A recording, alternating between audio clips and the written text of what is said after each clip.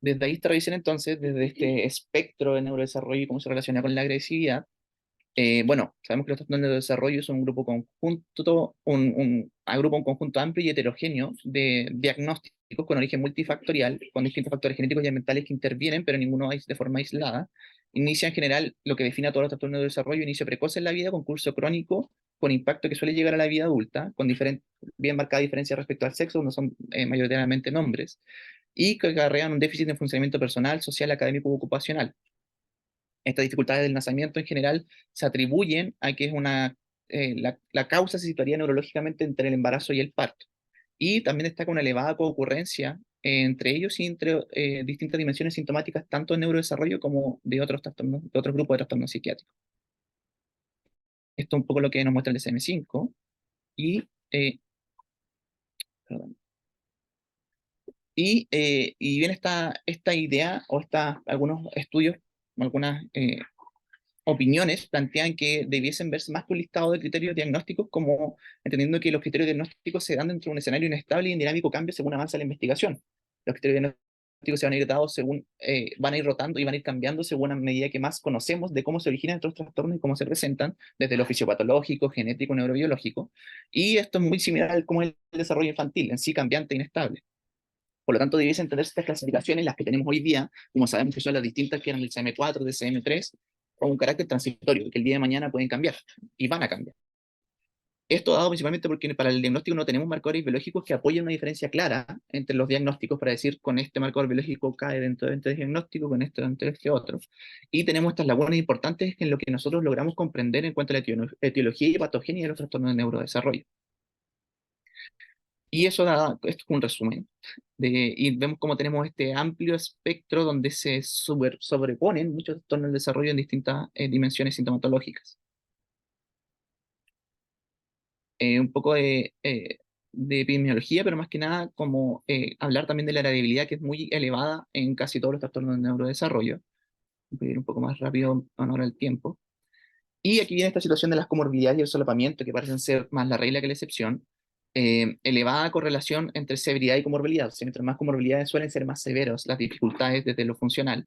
Y es frecuente que ante una presentación clínica excedamos los criterios diagnósticos de un solo diagnóstico. No lo podemos catalogar dentro de un solo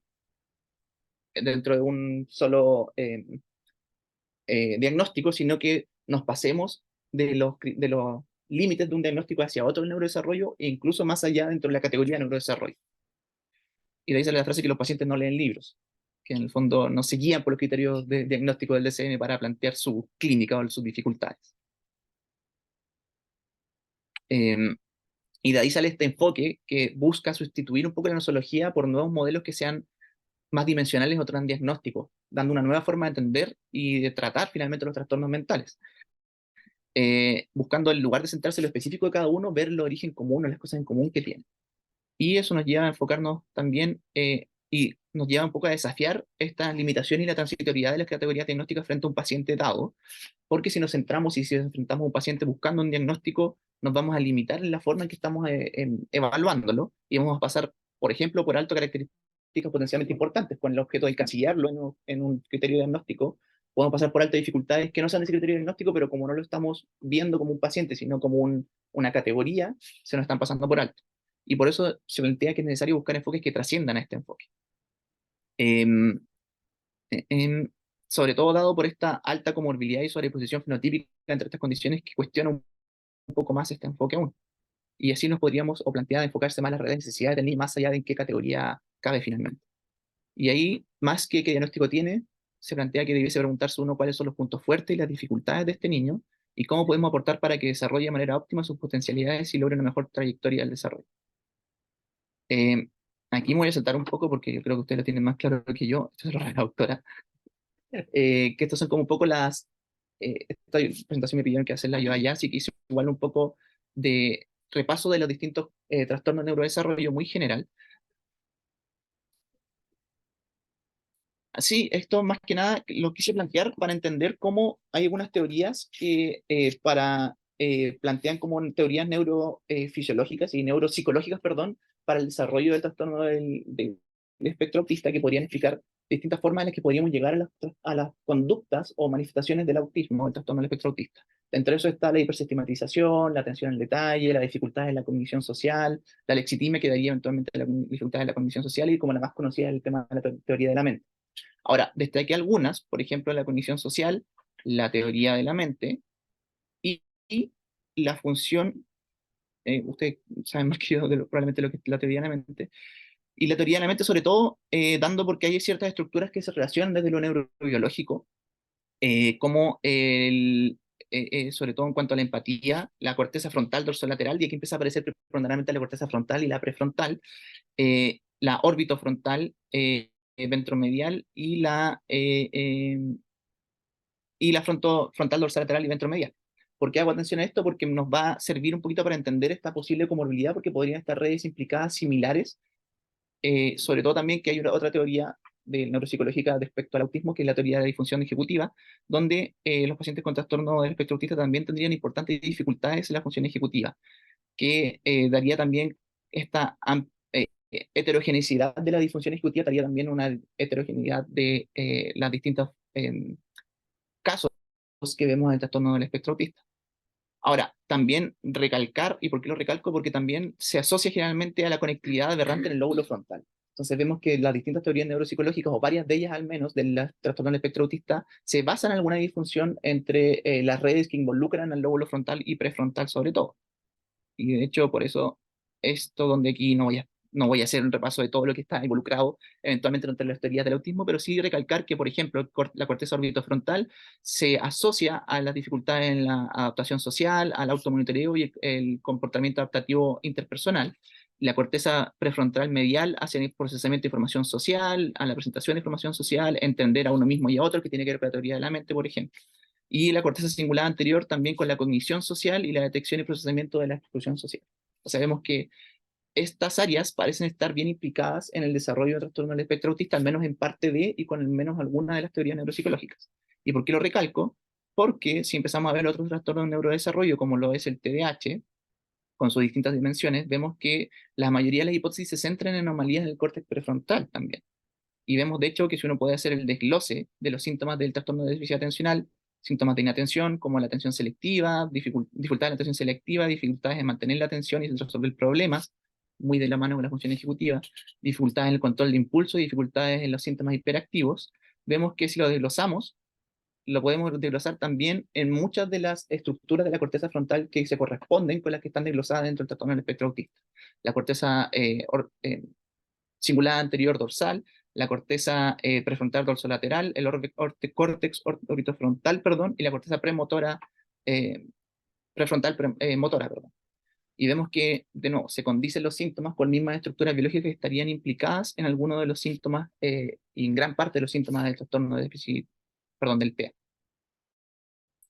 Esto un poco más de lo mismo que voy a, en el tiempo, saltar un poquito. Vemos como el córtex prefrontal tiene impulsos top-down que regulan las saliencias bottom-up, y eso precisamente hace que puedan, sobre todo, una función inhibitoria respecto a estímulos, a impulsos, que precisamente en la adolescencia son más difíciles de controlar debido a que hay este desbalance o esta disarmonía en el desarrollo, donde las estructuras prefrontales se desarrollan mucho más tarde que las regiones subcorticales, lo que implica que esta regulación de impulsos sea más difícil durante la adolescencia. Es un periodo de mayor crisis respecto a ello, porque tenemos un desbalance claro donde recién hacia los 25, incluso algunos frente a 30 años, se podría desarrollar del todo la corteza prefrontal que regula estos impulsos. Este es el circuito córtico estriado tálamo cortical, que sería la forma en la cual, o los distintos circuitos por la cual la corteza prefrontal modularía en parte las estructuras subcorticales, como se inhibirían los estímulos impulsivos, agresivos, se modelarían por las estructuras más filogenéticamente más elevadas del cerebro. No voy a entrar en detalle de esto, pero es para tenerlo en cuenta también porque esto es un monito que me gusta mucho, que me muestra en tal, donde se habla de un continuo de la impulsividad y compulsividad, donde a través de este circuito, el córtico estriado tálamo cortical y la disfunción en distintas partes de este circuito podría explicar una serie de dificultades psiquiátricas que, por un lado, tienen que ver, dentro de los que ya habíamos mencionado, por ejemplo, el trastorno del espectro autista, el trastorno de déficit atencional, el trastorno obsesivo compulsivo, el Tourette, el trastorno por tics, pero también otras dificultades como lo son, bueno, el trastorno de déficit atencional que está acá, por ejemplo, la adicción a las drogas, el gaming disorder, el binge eating, el apostar, las parafilias, la hipersexualidad, etc. Entonces vemos como dentro del mismo espectro y involucrado en el mismo circuito podríamos dar o encasillar en menos en parte una gran cantidad de diagnósticos. Y eso nos hace entender un poquito de cómo una disfunción dentro del mismo circuito nos puede llevar a este abanico de síntomas de distintos diagnósticos. Y bueno, aquí lo voy a adelantar un poco también porque era parte de esta revisión, como les comentaba, donde se revisa un poquito cada uno de estos diagnósticos que finalmente llegó a este chico. Y llegamos a, bueno, esta es la historia, como les planteaba, de cómo se van sobreponiendo diagnósticos, que calza mucho esta historia natural del tics con TOC, o del Tourette con TOC, y calza mucho con la historia de este chico. Partió con el TDAH, se agregaron tics motores, se agregaron los tics vocales, y sobre eso se agregó el TOC, dado que él tenía algunos otros diagnósticos más extra.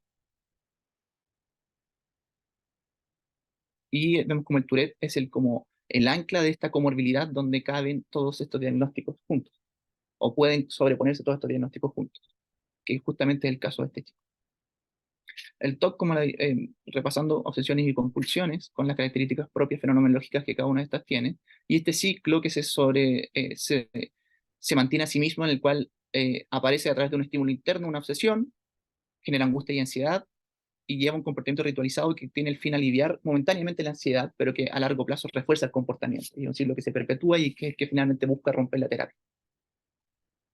Y el toque es dentro, junto con los tics, de lo que está más descrito aún esta disfunción del circuito córtico estriado cortical, donde cual tenemos una disfunción de las vías inhibitorias, lo que hace que no sea poco efectivo en controlar el impulso, en controlar la obsesión y eventualmente la compulsión.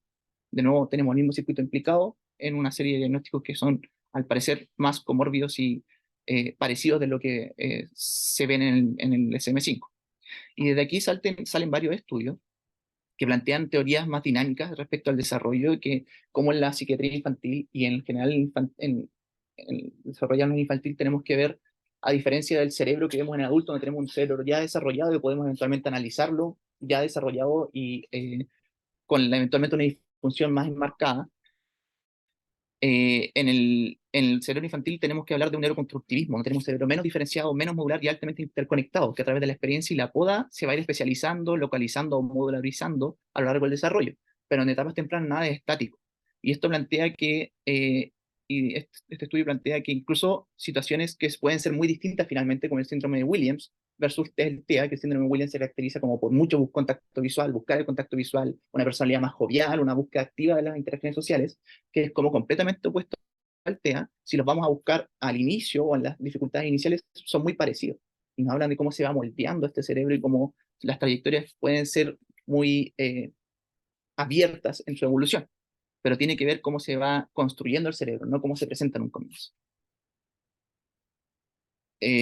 Y de aquí viene el solapamiento clínico que habíamos planteado. En 1983 recién salió el primer como paper que planteaba si los retardados mentales podían sufrir de enfermedades o de dificultades afectivas, trastornos del ánimo en el fondo, y de eso ahora hemos avanzado mucho. Incluso actualmente estudios ya están apareciendo situaciones en las que se habla de solapamiento genético entre trastornos clínicos que eran al parecer distintos. Vemos que ante genéticas, al parecer ya no son tan distintas de lo genético ni lo fisiopatológico, sino que se solapan un poco, y de hecho más que un poco, lo que desafía aún más los límites.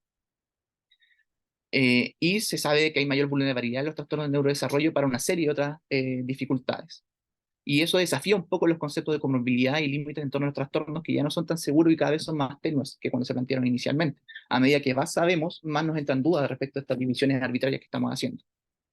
Algunos estudios que plantean, por ejemplo, TEA versus controles, los TEA pacientes con trastorno del espectro autista tenían tasas más elevadas de trastornos de ánimo, de ansiedad, de TOC, de esquizofrenia y de ideación suicida, y también de mayor prevalencia de afecciones médicas. Y en niños con trastorno del espectro autista, mayor diagnóstico de trastorno de ansiedad generalizada, fobia y TDAH.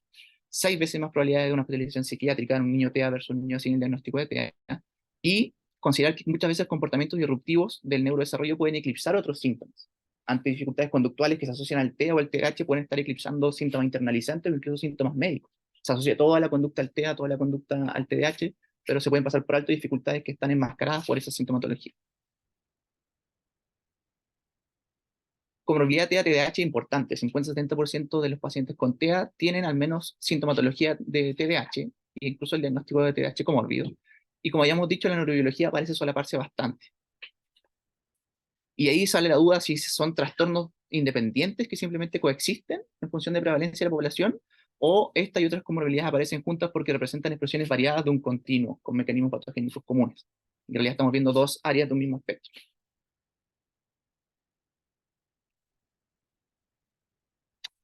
No sé por qué no se quiere cambiar. Ahí sí. Y ahí surgen dudas respecto a lo que estamos, síntomas de inatención del TEA que estamos catalogando, ¿es un TDAH aparte o es la atención propia cambiada del TEA? Los TEA se caracterizan por tener una atención sostenida y focalizada, con mayor búsqueda visual y esta seguir al contexto, por las distintas teorías que hayamos mencionado solapadamente. Menor capacidad de orientar esos estímulos no sociales y menor capacidad de desconexión voluntaria y reflexiva. Tienen esto de que suelen describirse como que no escuchan, dificultades para cambiar el foco y se pegan a algo, versus el TDAH que suelen describirse como una capacidad de atención corta y distracción excesiva.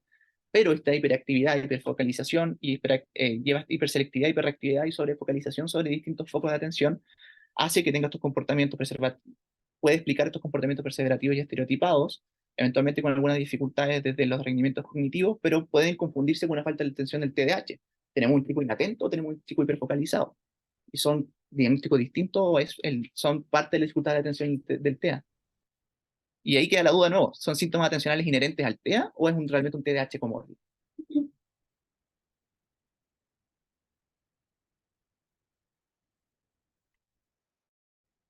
Perdón. Ah, ahí sí. Como habíamos dicho, se da esta comorbilidad, pero eso no es como uno más uno es dos, sino que uno más uno es tres.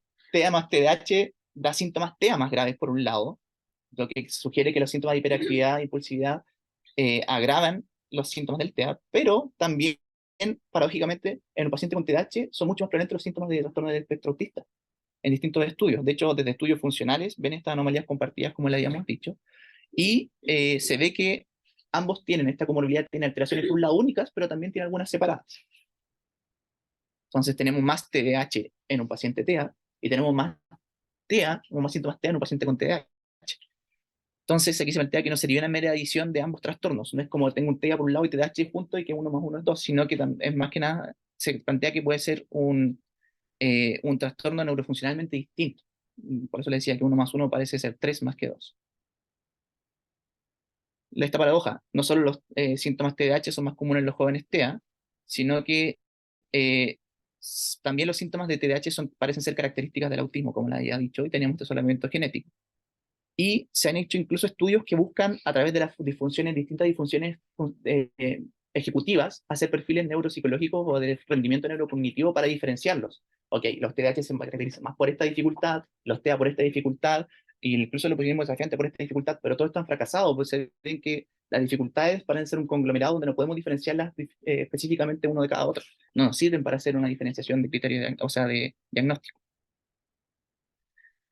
Otros estudios van un poco más allá y ven que, sobre todo desde la genética, ver que hay genes de riesgo que cuando se identifica un gen de riesgo para TEA, nunca es para TEA exclusivamente.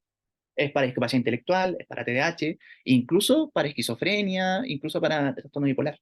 Lo que se plantea que parece ser un espectro más continuo y solapado y que incluso trasciende los criterios actuales de neurodesarrollo. No hay factores, y también considerando que hay factores no genéticos que se asocian a también distintas dificultades de neurodesarrollo. Las dificultades maternas en el embarazo, el uso de sustancias, el uso de la prematurez, entre otras. Y se plantea que eventualmente se pueden volver a trazar estos límites y que vamos a pasar a categorías distintas donde antes se veían los idiotas avantes, etcétera, a este modelo propuesto que incluye el espectro del neurodesarrollo y que incluso va más allá y que plantea la esquizofrenia y el TAD como una dificultad de neurodesarrollo, entendiendo que se presentan en un desarrollo cerebral alterado. Y aquí adelante son como más revisiones de estudios más nuevos. Este es un estudio encefalográfico que buscó encontrar diferencias dentro de las funciones más eh, electroencefalográficas, o sea, neuronales, respecto al TEA y el TDAH en distintas situaciones, y se ve que si tenemos la comorbilidad, de partida tenemos resultados cognitivos, emocionales y funcionales, que cada diagnóstico por separado. Y se vio que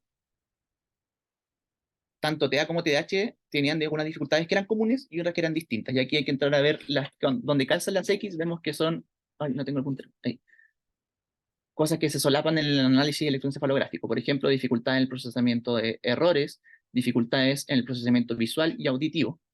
Y esos son presentes tanto en el TEA como en el TDAH. O sea, otro área más donde se nos solapan más los síntomas.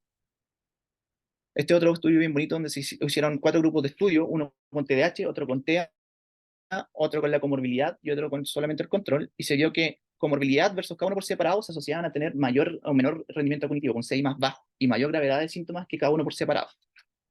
Comparten el grupo de la inatención y hiperactividad y algunos problemas emocionales y conductuales, y el grupo también con el grupo comórbido comparte la dificultad adaptativa que con el TEA. Como creo, ya, pero la comorbilidad, como le había dicho, un CI más bajo se asocia. O sea, la comorbilidad 1 más 1 de nuevo no son 2, sino que parecen ser 3 o más.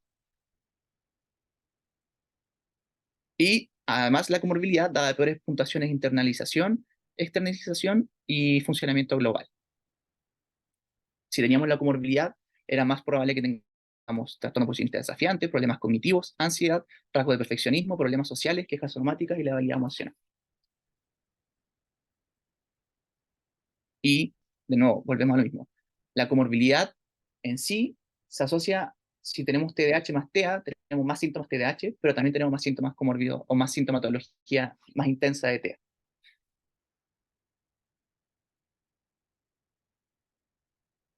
Y aquí ya empezamos a meter los otros diagnósticos del desarrollo. Vemos que también no solamente el TEA y el TDAH tienen esta situación, sino que también los tics y los TOC estarían también relacionados. Y en lugar de considerar, esto es como la conclusión que llega a este estudio, o plantea este estudio, en lugar de considerar el síndrome de Tourette, el TOC, el TDAH y el TEA como trastornos separados, pero como comorbidos deberían considerarse parte de un espectro de trastornos con etiologías superpuestas, que precisamente convergen estos circuitos de los que hablamos previamente.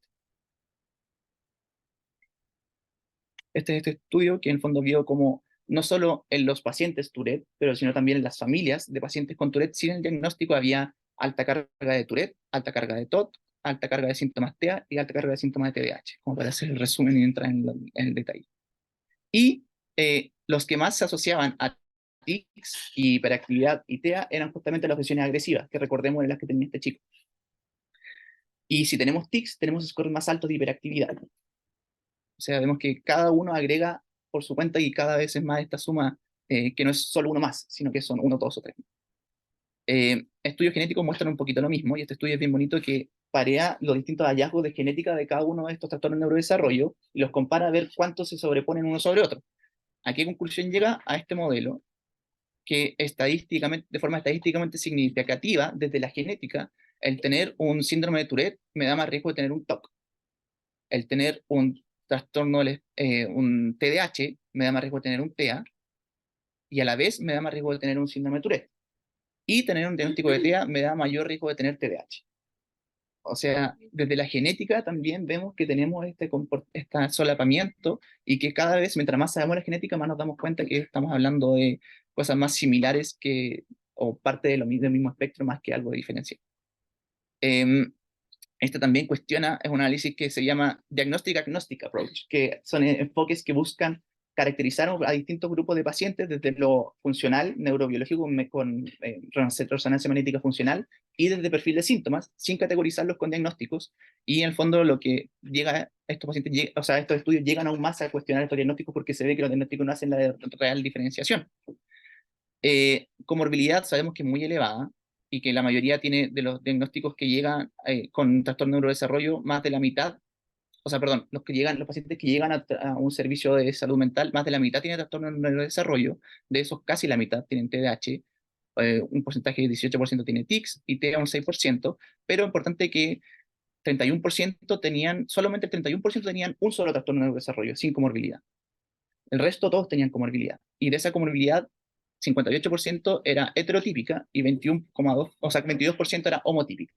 O sea, 22% comorbilidad neurodesarrollo y casi 60% comorbilidad fuera de neurodesarrollo. Y esto también es bonito, que muestra como las pocas hallazgos, como más habla de la misma aguja en distintos pajares. Distintos análisis genéticos donde vemos variantes en número de copias o de lesiones, que ante un mismo hallazgo genético tenemos esta como totipotencialidad de las distintas expresiones, muchas veces solapadas y la mayoría de las veces solapadas, pero que incluyen el autismo, discapacidad intelectual, epilepsia o esquizofrenia.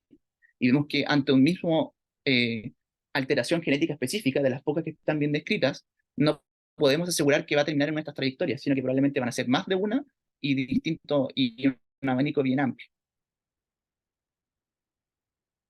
Y bueno, aquí hay otros metaanálisis que en fondo hablan de esta concurrencia que también, creo que en honor al tiempo me la voy a ir saltando, ¿no? Sí, pero que también involucran no solamente al TEA, el TDAH, sino que al Tourette, al TOC, y que claro, mientras más sumamos estos diagnósticos del TDAH, más agregamos gravedad. Y cómo eventualmente estas comorbilidades, particularmente el Tourette, explicarían mayor dificultad y mayor agresión y mayor agresividad. Y aquí hay distintos mecanismos de que plantean desde lo cognitivo y cómo ante distintas causas, si tenemos una comorbilidad TEA, TDAH, oposicionismo conductual, sustancia, etcétera, tenemos mayor susceptibilidad a la agresión, dado también por esta disrupción neurobiológica, pero también dado por el entorno. Y si tenemos, bueno, aquí se hace la diferencia del el DMDD, el trastorno de regulación del ánimo, y el explosivo intermitente. Y vemos también cómo la agresión también se enfoca o nos aparecen como los sospechosos de siempre, las mismas dificultades en dificultades prefrontales y también de los circuitos similares. Lo que explicaría con mayor suma de comorbilidad del neurodesarrollo nos supone mayor susceptibilidad a la agresión y a comportamientos agresivos en general. Y como para ir terminando, voy a saltar un poquito de esto. Esta fue una revisión que me pidieron hacer en 2 horas, así que por eso es más larga la que presenté originalmente. Y vemos también que si tenemos TOC más TDAH más tics, más probablemente tengamos conductas agresivas. Y si a eso le agregamos un Tourette, más probablemente tengamos conductas agresivas. Y para ir terminando, quiero mostrarle el TOC también se asocia a más conductas agresivas cuando se da esta comorbilidad con Tourette.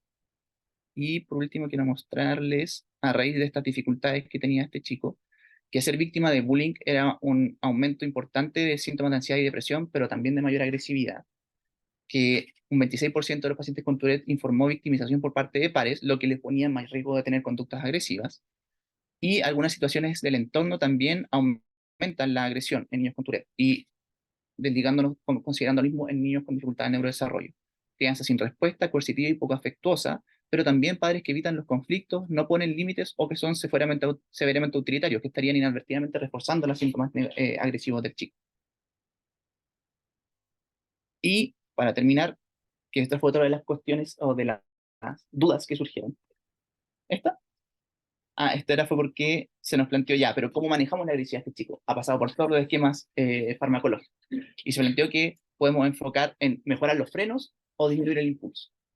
Y por un lado tenemos algunos grupos de fármacos que nos ayudarían a mejorar los frenos, como los ISRS, como los antipsicóticos y como los estimulantes, pero también hay algunos que nos podrían ayudar a frenar el impulso. Los anticonvulsivantes, también los neurolépticos y los opioides. Y en este chico se haya probado todo menos los anticonvulsivantes, que es probablemente lo que se va a hacer de en adelante, a ver si nos puede ayudar en algo.